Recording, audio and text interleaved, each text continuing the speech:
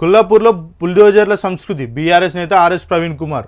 ఉత్తరప్రదేశ్ తరహాలో కొల్లాపూర్లో మంత్రి జూపల్లి కృష్ణారావు బుల్డోజర్ల సంస్కృతి తెచ్చారని, ఫ్యాక్షనిజం ఆయనకు వెన్నతో పెట్టిన విద్య అని బీఆర్ఎస్ నాగర్ కర్నూలు ఎంపీ అభ్యర్థి ఆర్ఎస్ ప్రవీణ్ కుమార్ విమర్శించారు.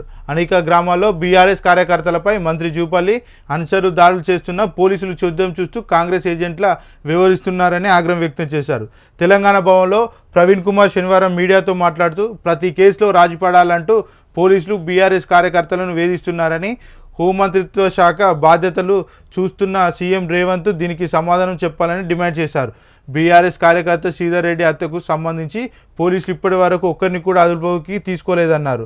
తమ కుమారుడి హత్యకు జూపల్లి అనుచరులు కారణమని శ్రీధర్ రెడ్డి తల్లిదండ్రులు ఫిర్యాదు చేసిన ఎఫ్ఐఆర్ నమోదు చేయలేదని ఆర్ఎస్ ప్రవీణ్ కుమార్ పేర్కొన్నారు. నాగర్ కర్నూలు జిల్లాలో నెలకొన్న పరిస్థితుల గురించి 10 రోజుల క్రితమే డీజీపీని కలిసిన శ్రీధర్ రెడ్డి హత్య జరిగిందన్నారు. కొల్లాపూర్ కల్లోలిత ప్రాంతంగా ప్రకటించి పోలీసులపై చర్యలు తీసుకోవాలని ఆయన డిమాండ్ చేశారు. రాష్ట్ర గీతానికి పక్క రాష్ట్రం వారు సంగీతం అందించడమా? సీఎం రేవంత్ రెడ్డిని ప్రశ్నించిన సినీ మ్యూజిషియన్ అసోసియేషన్.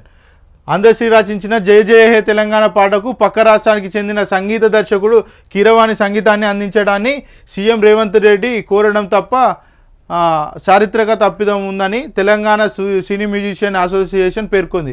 ఈ మేరకు శనివారం సీఎం రేవంత్ రెడ్డి తెలంగాణ సినీ మ్యూజిషియన్ అసోసియేషన్కు లేఖ రాసింది.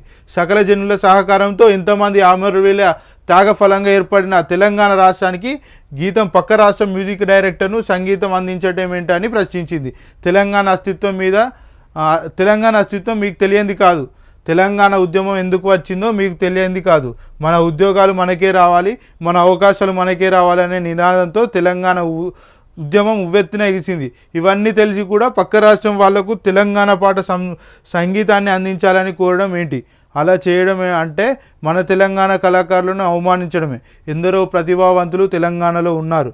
ఈ గొప్ప అవకాశాన్ని ఇచ్చిన తెలంగాణ కళాకారులకు గౌరవం ఇస్తారని ఆశిస్తున్నామని సీఎంకు రాసిన లేఖలో పేర్కొన్నారు.